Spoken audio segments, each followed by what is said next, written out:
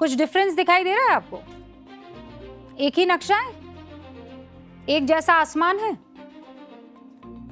आसमान को छूती पहाड़ियां, एक जैसी सफेद चकाचौंध करती खूबसूरत वादियां, मखमली घास,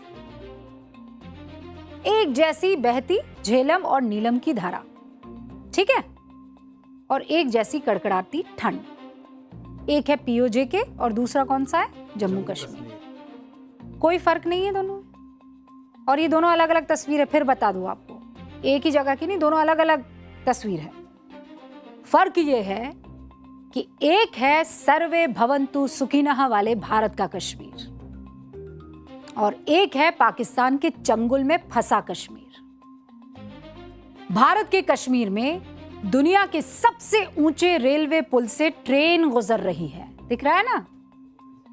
और उधर पीओके में अवाम सड़कों पर उतरकर क्या मांग कर रही है जानते हैं? आटा चाहिए, बिजली चाहिए, पानी चाहिए।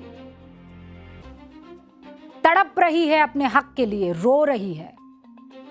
भारत के कश्मीर में कश्मीरी युवा हाथ में लैपटॉप लेकर, बस्ता लेकर नए स्टार्टअप के सपने बुन रहे हैं और उधर पाकिस्तान के अवैध कब्जे वाले पीओके को पाकिस्तानी हुकूमत भुखमरी की भट्टी में झोंक रही है।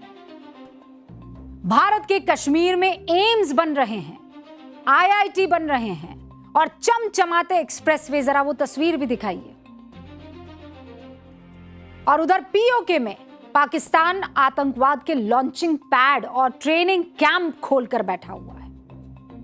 और सिर्फ आंकड़े दिखाती जाऊंगी अब, अभी तक तो तस्वीर देख रहे थे आप। पीओके की कुल जीडीपी करीब 55 करोड़ रुपए है। जम्मू कश्मीर की जीडीपी 2026-27 में 33 बिलियन यानी 3,15,000 करोड़ से भी ज्यादा की हो गई, ऐसा अनुमान है। यह पीओके से 3 गुना ज्यादा है। पाकिस्तान ने पीओके के बजट में 16% की कटौती की है और यहां का बजट 1,938 करोड़ रुपए कर दिया गया है। अब जम्मू कश्मीर का बजट बताऊं आपको, 1,13,767 करोड़ रुपए है। ये देख लीजिए, ये पीओके के बजट से कितना ज्यादा है जानते हैं? लगभग 60 गुना ज्यादा। पीओके में गरीबी, भुखमरी, गुर्बत है। ना पाकिस्तानी सरकार वहां फैक्ट्री लगा रही है, ना ही उससे जुड़ा कोई डेटा बता रही है। उधर भारत के जम्मू कश्मीर में कुल 1,729 से ज्यादा रजिस्टर्ड इंडस्ट्रियल यूनिट्स बन गए हैं। 42 नए इंडस्ट्रियल एरिया बनाए जा रहे हैं।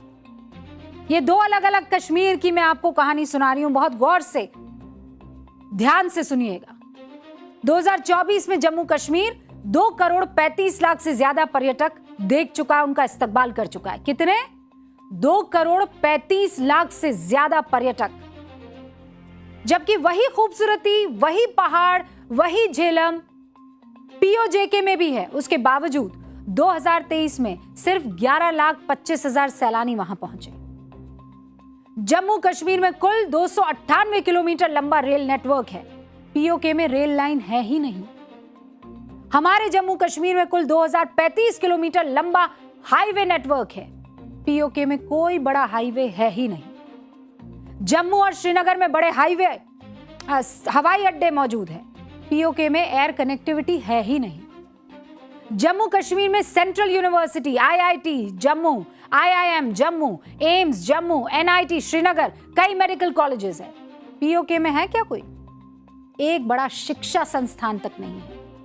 यानी बिजली, सड़क, शिक्षा, हेल्थ, कोई सुविधा पीओजेके में नहीं है। अब एक सवाल पूछूंगी और सवाल चुभेगा, सवाल कड़वा लगेगा, लेकिन आज ये सवाल पूछना बेहद जरूरी है।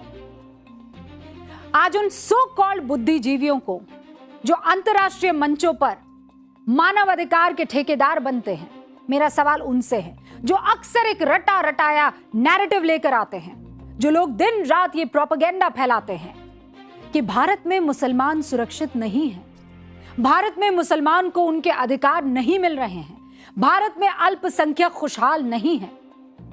आज सच का सामना करने का हौसला रखिएगा। आज कागजी दावों को छोड़कर जमीनी हकीकत का आईना मैं दिखा रही हूं।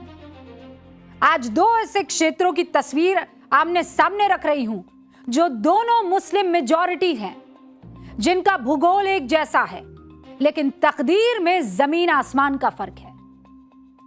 दोनों जगह भारी तादाद में मुसलमान रहते हैं।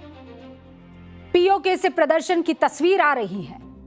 पाकिस्तान परस्त गैंग को जवाब देना होगा कि ऐसा क्यों है कि वहां के लोग रो रहे हैं, तड़प रहे हैं। अभी कुछ दिन पहले तक पाकिस्तान से बातचीत की वकालत कर रहा था एक पूरा का पूरा गैंग। चाह रहा था कि अमन के कबूतर उड़ाए जाए।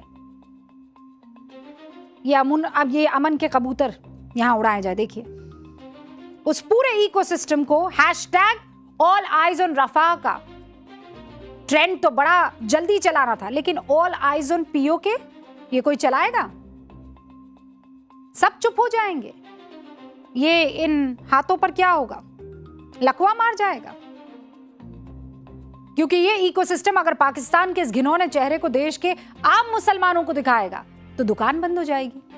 दशकों से पाकिस्तान दुनिया भर में कश्मीर बनेगा पाकिस्तान, कश्मीर बनेगा पाकिस्तान को जो खोखला नैरेटिव बेच रहा था, आज उसकी धज्जियां उड़ रही है कि नहीं उड़ रही है?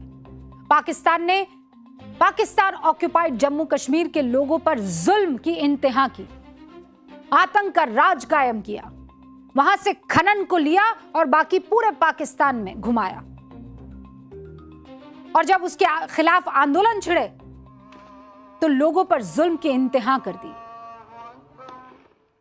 कश्मीर को अपनी जगलर वेन बताने का पाकिस्तान का ढोंग और मुखौटा पूरी तरह से उतर चुका है।